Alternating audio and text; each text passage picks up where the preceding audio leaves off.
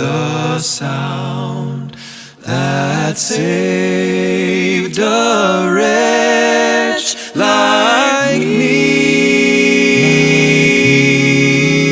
I once was lost, but now am found. Was blind, but now I see. 'Twas grace that taught my heart to fear, and grace my fear relieved. How precious did that grace appear the hour I first believed. Through many dangers, toils, and snares, I have already come. 'Twas grace that led me safe thus far, and grace will lead me home. The Lord has promised good to me. His word my hope secures. Oh, He will my shield and portion be, as long as life endures. When we've been there 10,000 years, bright shining as the sun, we've no less days to sing God's praise than when we first begun.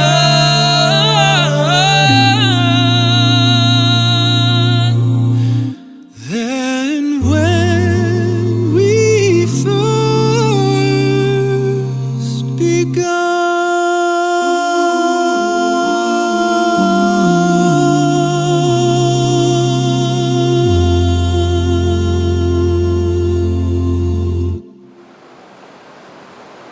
Kita bersatu dalam doa.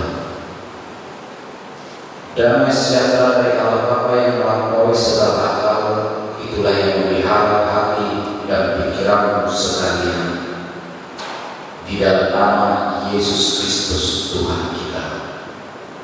Amin. Jemaat yang terkasih, dalam nama Tuhan kita Yesus Kristus yang sedang menyaksikan siaran ibadah di minggu hari ini, firman Tuhan untuk kita di minggu ke-13 setelah Trinitatis tertulis di dalam Injil Matius pasalnya yang ke-27 ayat 1 sampai dengan ayatnya yang ke-10. Beginilah bunyi firman Tuhan.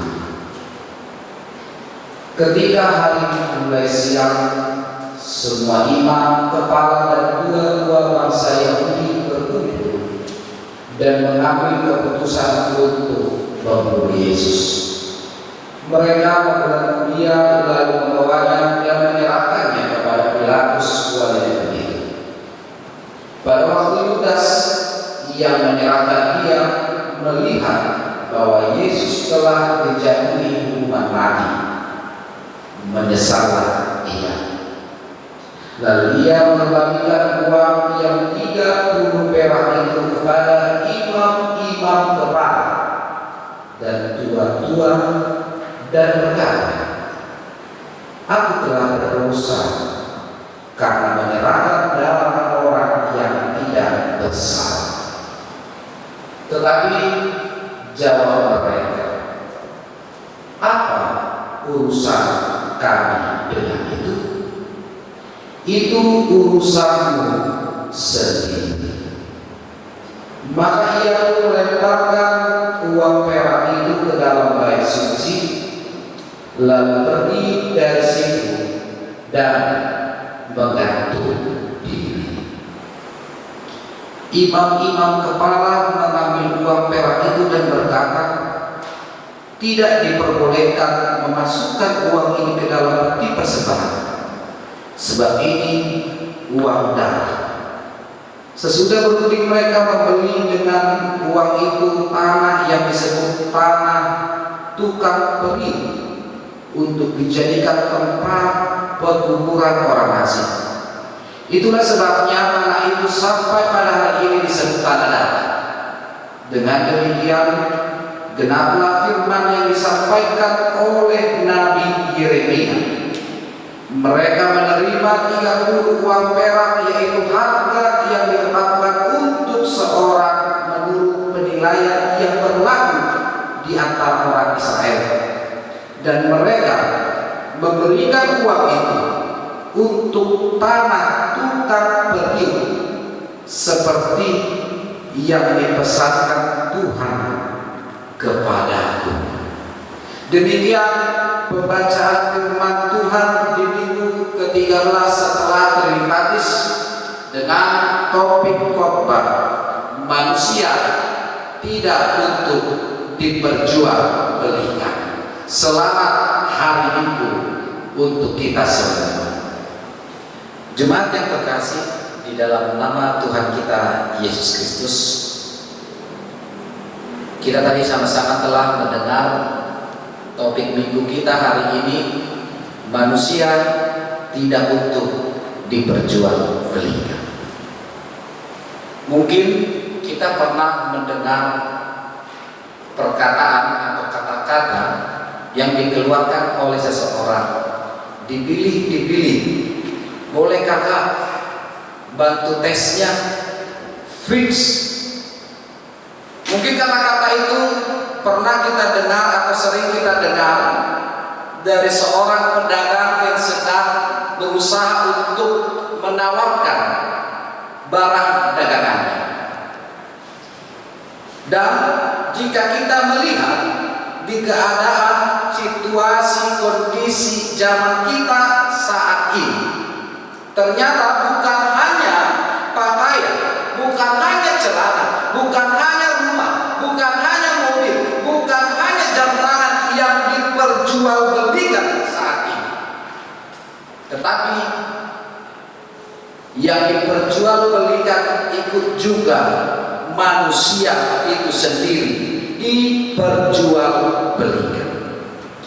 Jemaat yang terkasih, memang jika kita berbicara tentang perdagangan manusia, ini bukan hal yang baru, bukan hal yang asing lagi kita dengar di telinga kita, karena memang sudah dari dahulu perdagangan manusia telah ada. Ini bisa kita lihat jika kita kembali ke dalam sejarah. Dahulu manusia bebas dan diperjualbelikan secara terang-terang. Hal ini bisa kita lihat, salah satu buktinya ketika tadi kita membaca epistel kita pada minggu hari ini di Kejadian 27 ayat 23 sampai ayat ke-30. Jelas di sana dikatakan di mana Yusuf dijual oleh para saudara-saudaranya dengan harga 20 sikal perak, dijual kepada orang Ismail, dan orang Ismail kemudian membawanya ke Mesir, dijual kembali kepada Potifar. Memang dari dulu sejarahnya mengatakan dahulu manusia diperjualbelikan secara bebas, manusia diperjualbelikan secara terang-terangan. baik itu di pasar maupun di jalan. Mereka dibariskan di tengah-tengah pasar. Mereka dijadikan sebagai barang komoditi, diperjualbelikan. Biasanya orang-orang yang diperjualbelikan itu adalah orang-orang yang memiliki status ekonomi rendah. Biasanya orang yang diperjualbelikan adalah mereka para tahanan perang. Biasanya yang diperjualbelikan adalah para janda, para pencuri yang tidak mampu mengembalikan uang curiannya. Begitu juga para pengutang dan anak-anak yang lahir di rumah Tuhan. Inilah yang diperjualbelikan di tengah-tengah pasar, di tengah-tengah jalan. Mereka diperjualbelikan dan akhirnya mereka dijadikan budak. Tetapi harga mereka berbeda satu dengan yang lain, tergantung kepada keadaan, tergantung kepada jenis kelamin, tergantung kepada umur, dan tergantung kepada kesehatan.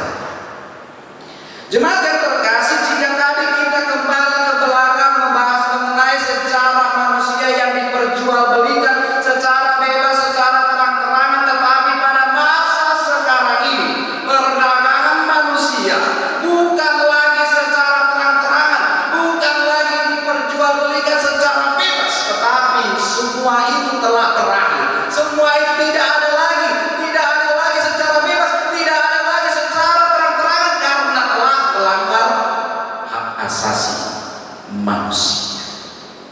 Tetapi walaupun tidak secara terang-terangan, walaupun tidak secara bebas manusia itu diperjualbelikan, bukan berarti praktek-praktek perdagangan manusia benar-benar telah berakhir.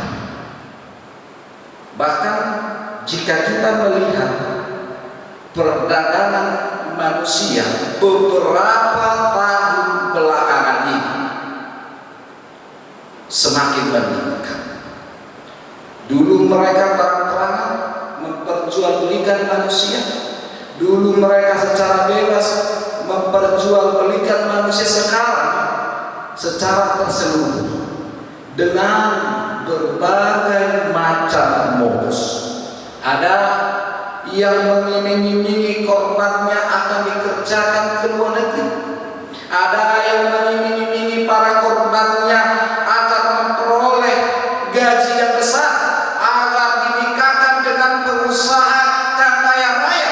Berbagai macam modus, berbagai macam cara, sampai cara pemaksaan, penculikan, penyekapan sekalipun dilakukan oleh beberapa oknum yang ikut ambil bagian dalam perdagangan manusia. Jemaat yang terkasih di dalam nama Tuhan kita Yesus Kristus, Presiden Barack Obama pernah mengatakan sesuatu di sidang PBB. Dia pernah mengatakan dalam sidang itu, dia katakan perdagangan manusia sama halnya dengan perbudakan modern yang tidak pantas hidup di bumi yang beradab ini. Karena perdagangan manusia adalah sebuah kejahatan, mengeksploitasi sesama, itu sungguh-sungguh melanggar hak asasi manusia. Namun walaupun sudah begitu keras, begitu tegas, Presiden Barack Obama di dalam sidang PBB mengatakan hal tersebut, anehnya masih ada saja yang tega, masih ada saja yang nekat melakukan perdagangan manusia. Mengapa itu bisa terjadi?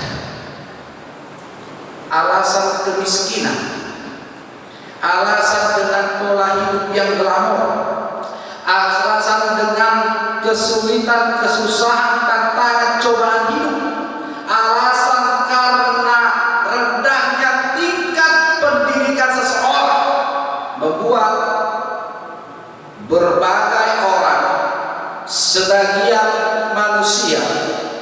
beberapa oknum melihat hal itu sebagai peluang untuk menghasilkan uang, untuk menghasilkan keuntungan.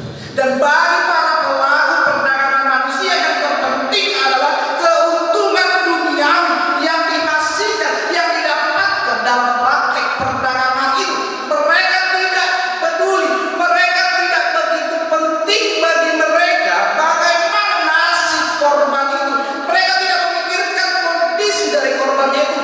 Yang penting adalah memperoleh keuntungan dan memperoleh uang. Dan ini juga yang bisa kita lihat di dalam firman Tuhan untuk kita di minggu hari ini, di mana jelas dikatakan di dalam tas kita minggu hari ini, Yudas menjual Yesus kepada imam-imam besar dan kepada tua-tua orang Yahudi seharga 30 keping perak.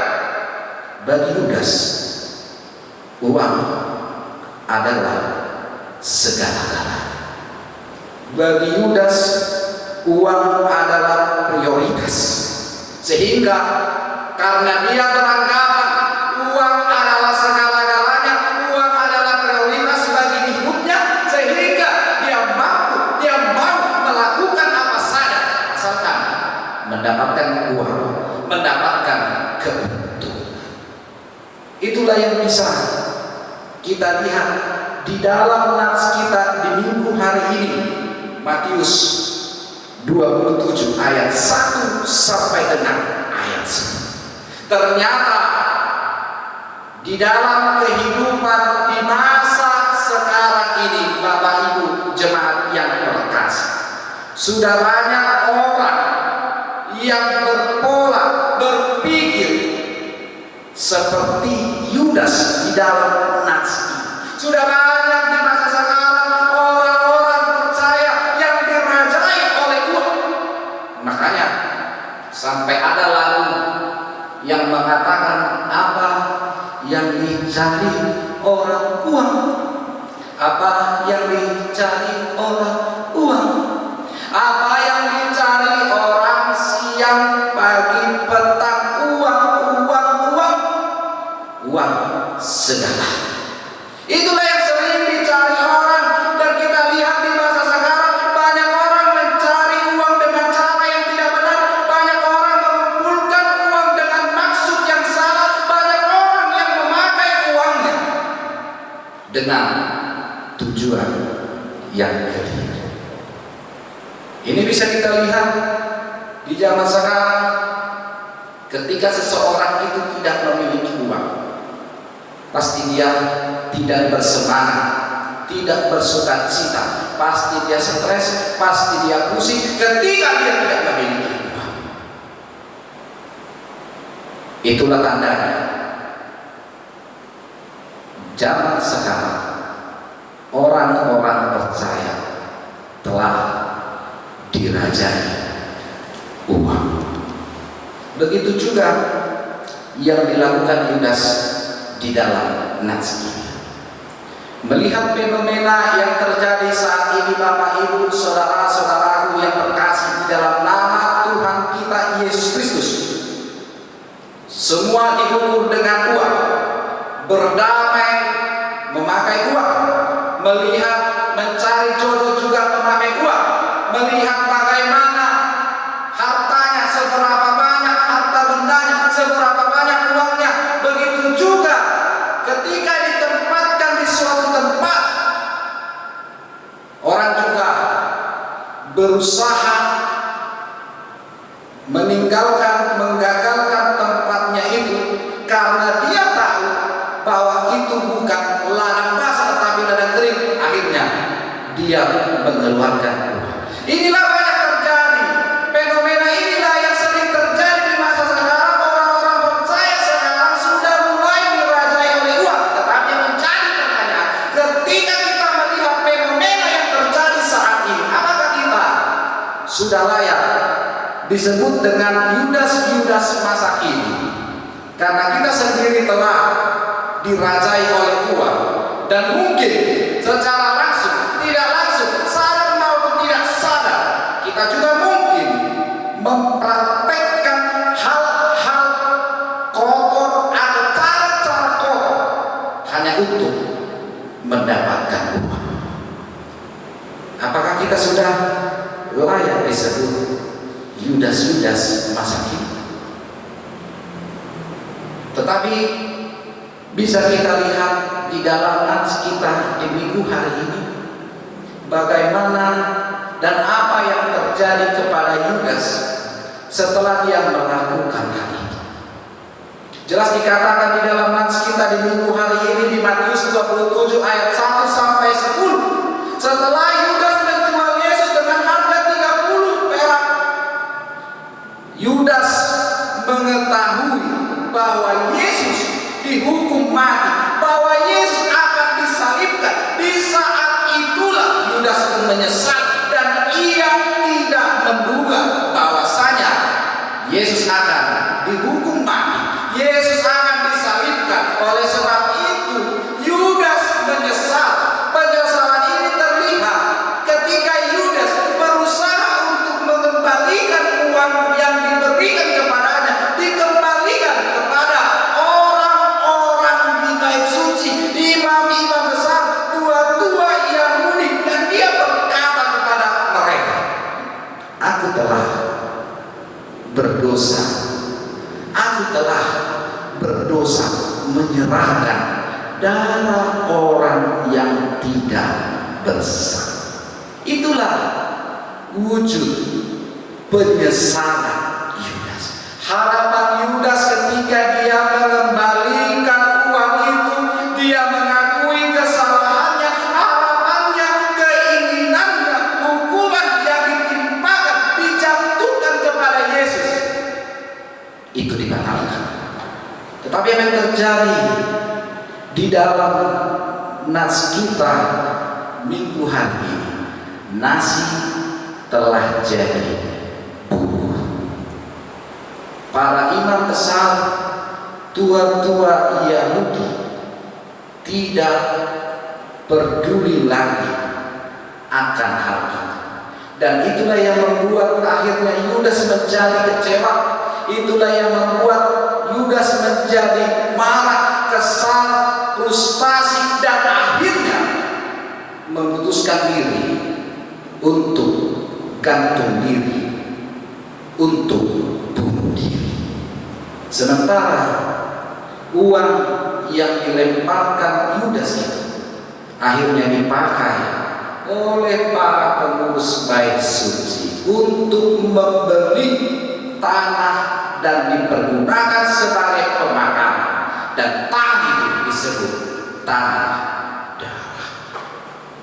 Apa yang bisa kita lihat di dalam nats kita minggu hari ini? Yang pertama, jemaat yang terkasih di dalam nama Tuhan kita Yesus Kristus, penyesalan pasti datang terlambat. Dan itulah yang terjadi di dalam nats kita di minggu hari ini. Penyesalan Yudas itu datang terlambat. Penyesalannya datang ketika dia mengetahui bahwa Yesus akan disalibkan, dihukum mati. Dan tentu di dalam hidup ini tentu banyak pilihan yang ditawarkan, diberikan kepada kita dalam kehidupan ini. Tentu di setiap pilihan itu, setiap kita memutuskan suatu pilihan, belum tentu pilihan keputusan kita itu berdampak positif kepada kita. Dan itu juga yang terjadi kepada kita. Tetapi apa yang terjadi tentu ketika kita salah memilih, ketika salah memutuskan, dan dampak itu berujung kepada dampak negatif kepada hidup kita, kita pasti akan menyesal. Kita pasti akan ada penyesalan di dalam hidup kita. Kenapa aku tidak melakukan hal itu? Kenapa aku harus melakukan itu? Mengapa? Mungkin itu yang terjadi. Dan itulah dinamakan penyesalan datang terlambat. Tetapi melalui firman Tuhan pada minggu hari ini, agar tidak ada lagi penyesalan di antara kita, agar tidak ada lagi penyesalan di dalam diri kita dalam menjalani hidup ini. Kita harus bijaksana dalam menentukan sikap dan pilihan hidup.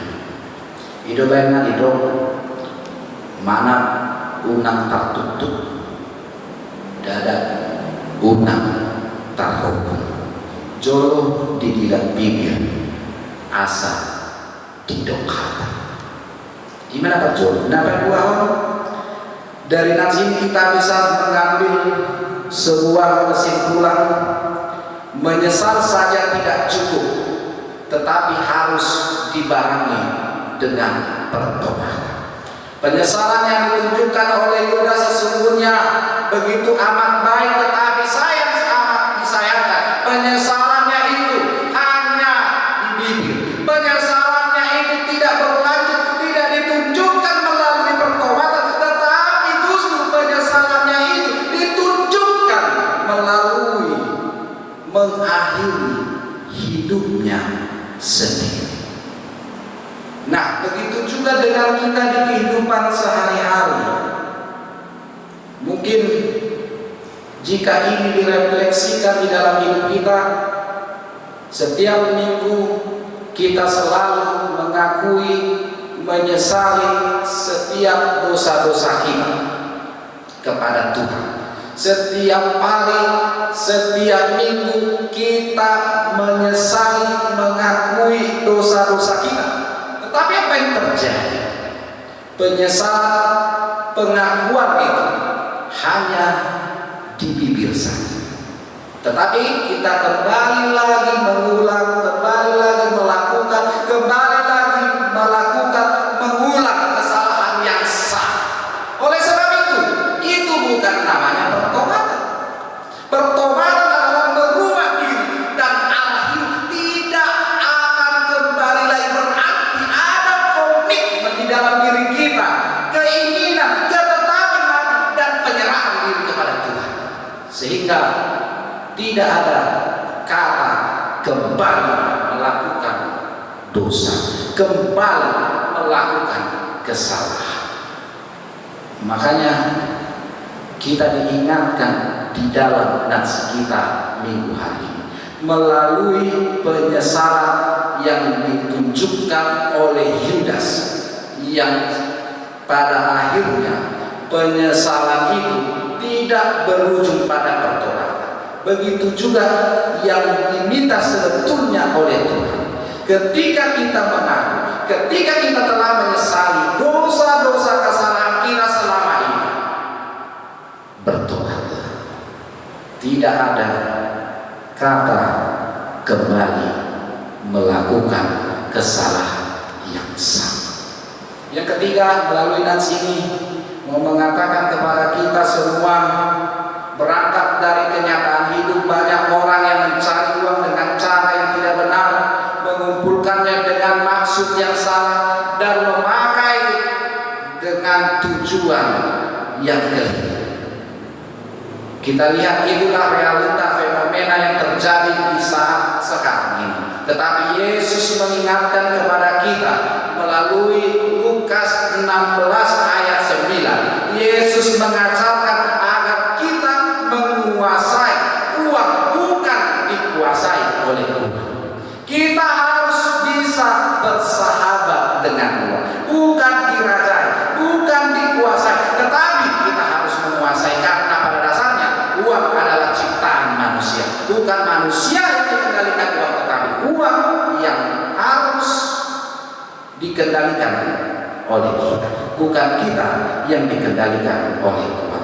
Artinya apa? Kita harus bisa bersahabat dengan uang, artinya bisa mencari uang dengan cara yang benar tanpa mengeksploitasi sesama kita.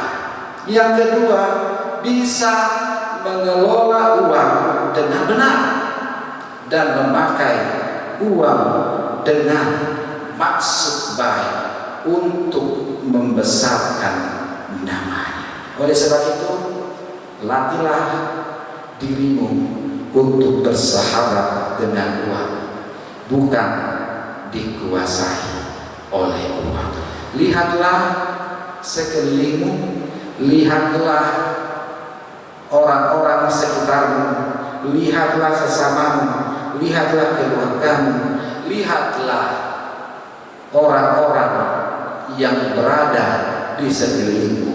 Mereka begitu membutuhkan, merindukan pertolongan. Tolonglah, urupilah, lakukanlah yang terbaik buat mereka. Jadikanlah dirimu menjadi saluran berkat, bukan menjadikan mereka sebagai bahan untuk dieksploitasi dan membuat banyak jiwa-jiwa terluka.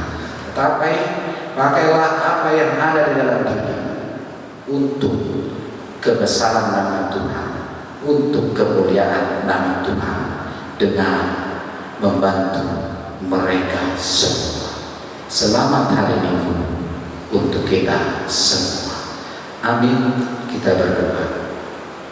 Ya Tuhan Allah Bapa kami yang bertata di dalam kerajaan surga, yang kami kenal di dalam nama Putra Yesus Kristus Tuhan kami. Terima kasih Tuhan untuk firman-Mu pada minggu hari ini, di mana mengajarkan kami untuk tetap bijaksana dalam menjalani hari-hari kami, dalam memutuskan suatu pilihan apapun itu Tuhan, harus kami pikirkan, masak-masak, matang-matang, sehingga itu tidak berujung berdampak kepada hal yang negatif bagi kami, bagi keluarga kami. Dan firman-Mu juga mengajarkan kepada kami, karena kami telah Engkau tebus melalui Putra-Mu Yesus Kristus Tuhan kami, mengajarkan kepada kami agar kami melakukan apa yang Engkau ajarkan di dalam hidup kami. Itulah tandanya bahwa kami orang-orang yang Engkau panggil bukan hanya menjadi pendengar yang budiman, tetapi bisa menjadi pelaku-pelaku firman-Mu di dunia ini, agar melalui kami, melalui berkat-berkat yang Engkau berikan kepada kami, itu bisa kami pakai dengan baik, berguna bagi diri kami, berguna bagi keluarga kami, berarti bagi sesama kami, dan menjadi kemuliaan bagi nama, bukan malah sebaliknya, mempergunakan apa yang ada Engkau berikan kepada kami untuk mengeksploitasi mereka sesama kami Tuhan, untuk melukai jiwa-jiwa mereka. Ajarlah kami Tuhan untuk dapat melakukan yang sesuai dengan firman-Mu. Engkaulah yang bersama kami, Engkaulah yang menguatkan kami, Engkaulah yang menjauhkan kami dari segala mara bahaya, segala penyakit. Engkaulah yang memberkati keluarga kami, memberkati seluruh yang kami lakukan dan kerjakan di dalam hidup kami, agar itu Tuhan menjadi berkat bagi kami pribadi lepas pribadi, terlebih membantu gereja-Mu saat ini. Di dalam nama Putra-Mu Yesus Kristus Tuhan kami berdoa dan mengucap syukur. Amin.